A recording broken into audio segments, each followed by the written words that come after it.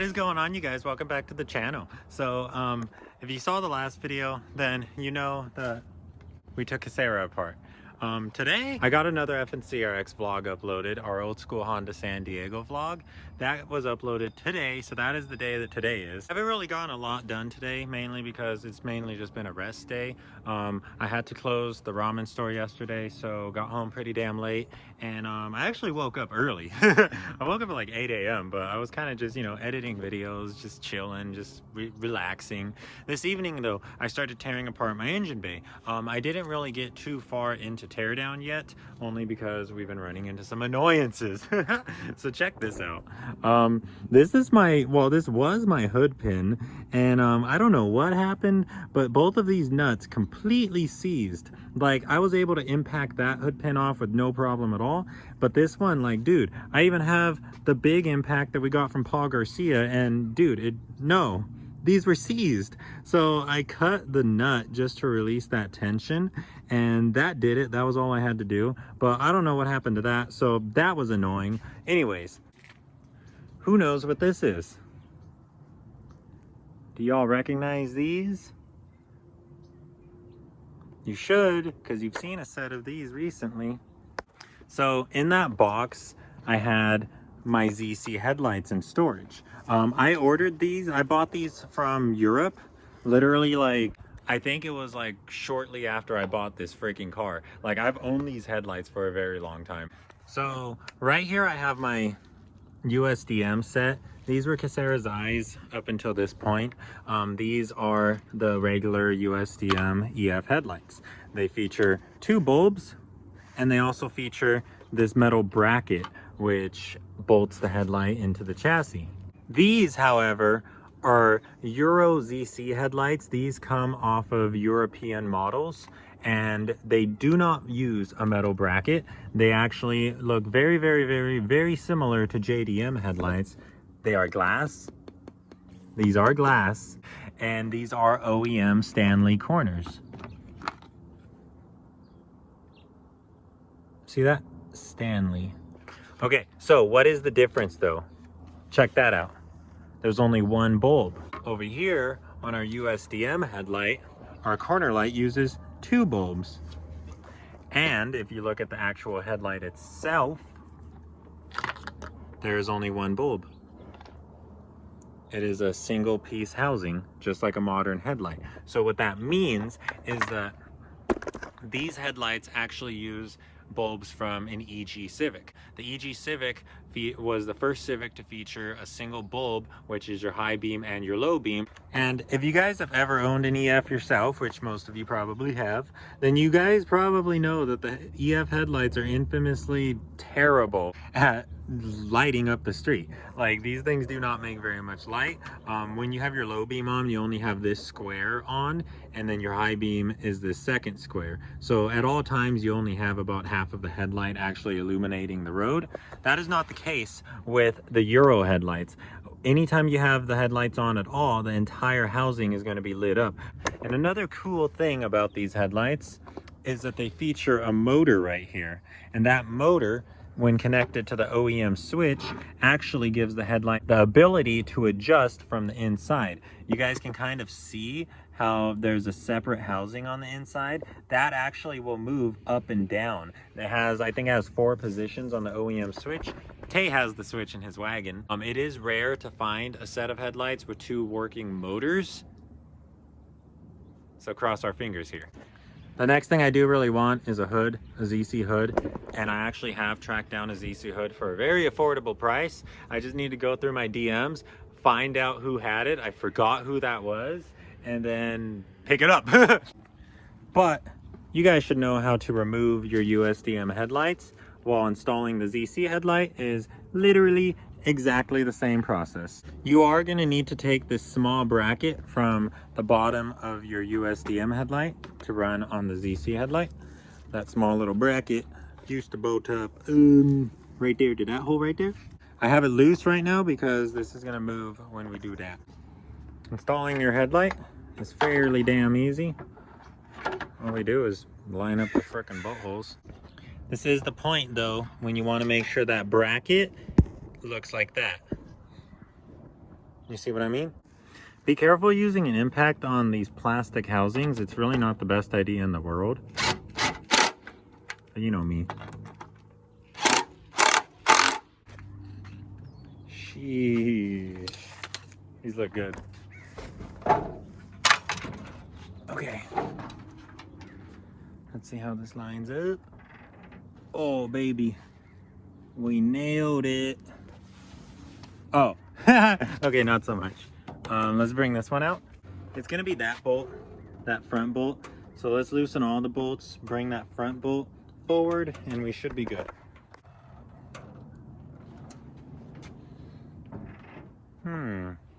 Interesting. Okay, for some reason this headlight, like that fitment is horrible, right? Okay, so I think what we're discovering here, guys, is that when I bought this car, if you guys remember in the very first video, it was crashed. The original front bumper to this car was like split in half, and the radiator support pretty much had like a chunk of a stop sign indented into it. And I pretty much cut all of that stuff out, and I tried to straighten our core support as best as I possibly could. And for the most part, it was pretty straight, and it was adequate because these USDM headlights use these adjustable brackets, right? So like you have a lot of forgiveness. The bolt holes don't need to be perfect. However, on the Euro headlights, we only have a plastic housing, and that plastic housing only has as much adjustment as our little oval circles allow. So what I'm saying is that to run these headlights and to really get those body lines, you really need your core support to actually be straight. Like, it can't be kind of straight. There's no real forgiveness here. It has to be straight. So this is why I'm doing this right now, because I kind of had a feeling, obviously, the car wasn't like perfectly straight, and that's what I wanted to actually diagnose today. I actually wanted to find out how much work are we going to have to be doing from here on out, because I am going to sand down the entire engine bay, and before I actually start to spray it, I want all of this stuff to be perfect, because I essentially want this to be the last time we do this. Like, if I can paint this car the way I want it to come out and it comes out that way, I'll be pretty happy never doing this again. I'm gonna try to pull this part of the core support forward just a tiny bit, just a little bit. All we really need is like a 1/4 inch. Like, we're not far off.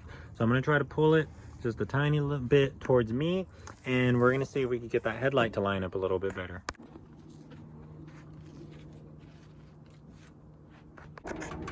Okay, check this out. We have made progress. We got more line. Kind of matches this side. I'm very happy with the fitment on this side. Like, this looks good. This looks pretty damn good. Like, I don't know how much better it can get. And then we look over here and it's not as great, but then again, the hood does need to go down a little bit. But yeah, guys, I'm sorry it's already getting dark, but like, dude, they're beautiful. They're so beautiful. Wow. They are so beautiful. I'm really enjoying this. Okay, so those headlights are right there. I don't think the USDM headlights are gonna go back on. Sheesh. I just want to keep staring at it. We still have a lot of work to do. We still need to wire in the single bulb headlight, and we also need to wire in our single bulb corners. I know how to wire in the headlight, but I do not know how to wire in the corners. So I'm gonna have to do some research, figure that out, but I'm sure it's fairly simple. As for my other plans, I want to tuck the wiring a little bit better. Like, I never really intended to run a wiper motor, so that's why this plug is kind of random. It's kind of just sticking out of here. I would like to tuck that a little bit better. I'm not too sure how we could tuck it. Maybe we could tuck it in here underneath the brake lines and kind of just go through this hole right here instead of using this one.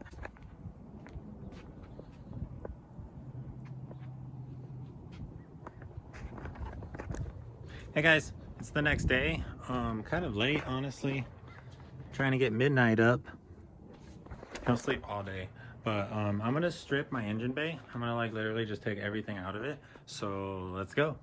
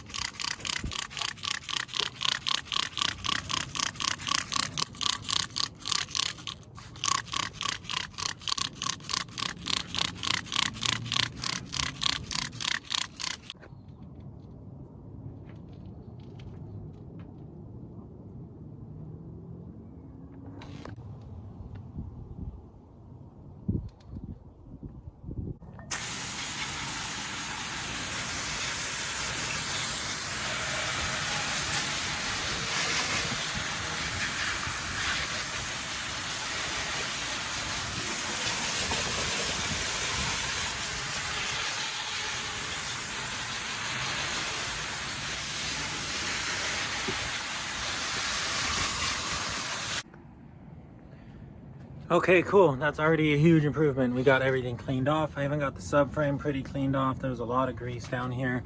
I don't know what this gray substance is, but all of our paint is pretty much peeling from being exposed to the brake fluid. So we're gonna repaint the bay.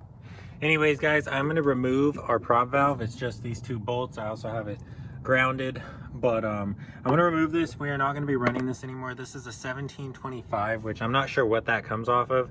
That is probably the stock CRX HF brake prop valve, because you know the numbers are the smallest, so it makes sense. But anyways, we're going to be running our 4040 prop valve. I'm going to go grab that thing. I don't think I'm going to mount it because, like I said, I'm pretty sure we're going to do a brake tuck this time around, and I don't think the prop valve is going to be placed in this location because, you know, it is kind of bulky right there. If we're running like a blowout valve in that general area, we're going to want as much space as possible. So we are going to remove this prop valve, and when the 4040 goes on, I don't know where we're going to put it, but we'll get creative.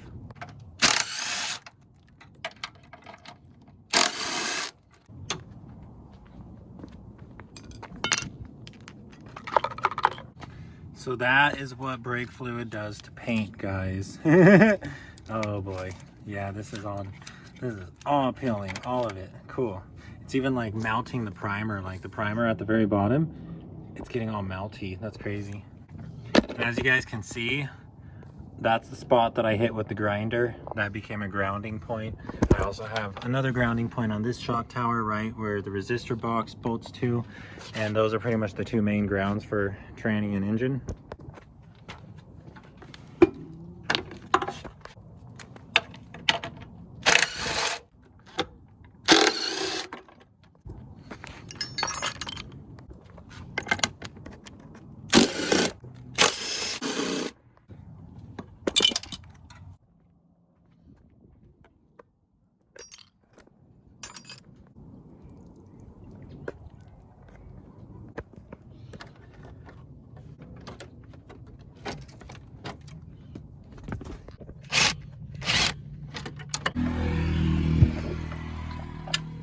There's a thing passing by, but now we can see the nuts. So let's go.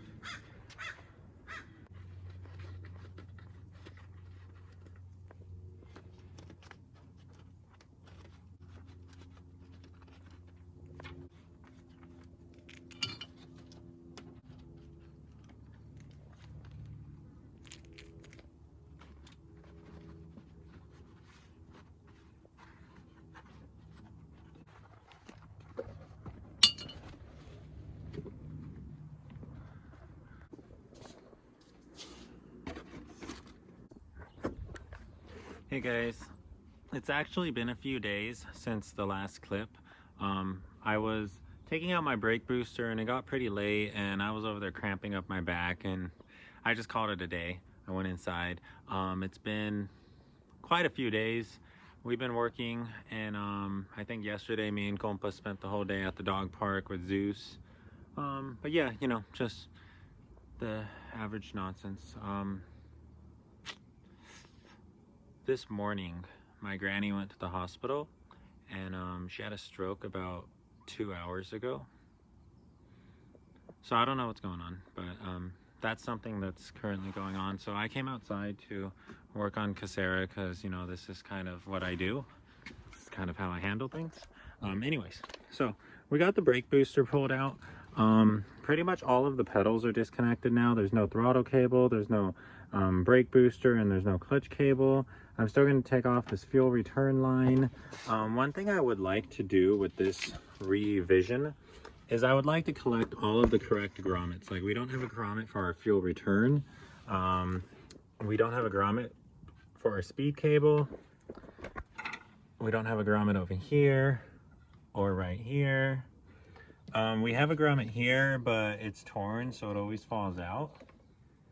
And yeah, that'd be pretty cool. But yeah, so the car is really dirty because it has been sitting for about 2 weeks time now, and it's time to give it a wash. This is just a spray down, just trying to get the dirt off so that she looks a little better.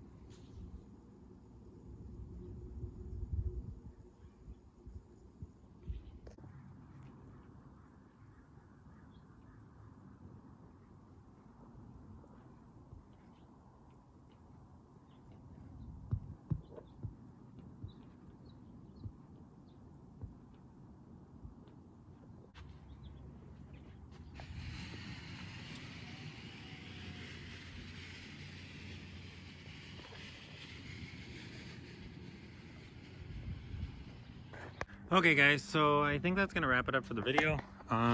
In here you can see that I pretty much have everything removable removed. Obviously I can still remove that engine mount and this little fuel line. I do still have one hard line in the bay, only because this is the hard line that goes through the shock tower, and this is actually directly bolted to the steel braided line that runs to that brake caliper. So that's why this guy is still here for now. I still have this mount in here as well. And then I still have these brake lines, still have a couple of little grommets, just installed this guy, so this isn't going anywhere. And then for this, I had a very difficult time getting that fuel system to seal back when I first built the car. So I really don't want to mess with this until I am for sure positive that we're gonna do a tucked fuel system. So that pretty much wraps it up for the bay. I'm going to drop the subframe completely. I'm going to completely disassemble everything in the front suspension and basically just have the car on jack stands for a second. But I do not want to do that right now because we already have some issues with the freaking neighbors. So I want this car to basically stay looking like a car for as long as possible. At some point, I'm going to get a car cover for it, and that's when I will feel more comfortable just, you know, leaving it all wrapped up to where you can't really see that it's completely taken apart. But anyways, you guys, I think that's gonna wrap it up for now. The next thing I'm probably gonna do with the car is I'm gonna pop off these fenders and I'm gonna go through and revise my wire tuck, because if you guys didn't know this, so we're gonna have to go in there and fix that, because we are not going to be running the HX wheels anymore. We're going to go to a big boy wheel setup, and we're definitely gonna cause some trouble if we don't have our wire tuck situated. I have a pretty big list on the car. This is a pretty damn big to-do list. It's kind of intimidating right now, but for now I just have the basic stuff. Sand engine bay, passenger side bodywork, because that is currently what we're doing bodywork on. Lots of exhaust crap. CB7 climate control, I'm going to retrofit that in. We're going to do a whole video on how to do the CB7 climate control swap. Brake line tuck and EX spindles. So I am going to tuck all of my brake lines like I told you guys. We're going to do basically steel braided from the master cylinder all the way to the prop, all the way to the spindles. And at the same time, we will throw on our EX big brakes. Prep the D16A6 because I think we're going to throw a D16A6 in under the hood of this car. I think I'm going to tear down the D15B7 and rebuild it for boost, because I don't know, why not? We have a D16A6, we have a rebuild kit for a D15B7, why not do that? Charge piping, turbo oiling, and turbo down pipe are basically the next things we need for our turbo kit. Oh, I also need to get a blow off valve and wastegate. We still haven't done that. Wire in the ZC headlights. We have a stripped bolt on the bumper support. This side of the bumper support has only had this one bolt for kind of a long time. So let's fix that. Oh, I also need to get new hood pins. And then on this side, I want to paint all of this stuff with seam trim black. That would be the mirrors, the cowls, and then basically just all the trim and the wiper arm. Seal. We need to seal the sunroof plug. We need to seal the windshield. And we need to seal the driver's side window because remember guys, Gene provided us this seal that's all eaten up and falling off. So that's all stuff that we need to get to, and that is literally not even the complete list. So we will keep on adding to the list as we think of things, and we will keep crossing things off of the list as we cross them out. Eventually when this windshield is all marked up and we can't see anything through it, the car will probably be ready. Look at this guy.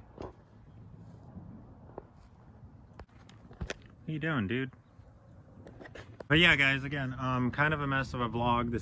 This took place over the course of like a week and a half, and life's just been a lot right now. I'm just trying to keep myself active, keep myself busy, and keep my head out of the clouds. But that is gonna wrap it up for this video. I also need to add on to that list that we need to get a radiator and a fan set up. Okay, that's gonna wrap it up for this video though, guys. Like and subscribe. I definitely hope to see y'all in the next one. And maybe until then, save an EF yourself. Leave in the comments also if anyone has tried out any of the brake line tucks available on the internet. Let me know what y'all think about them. Let me know if any of them are good. I was honestly thinking about emailing like all of those companies to see if someone wanted to sponsor. But yeah, guys, if you're excited for the next stuff, definitely hit that subscribe button. See y'all next time.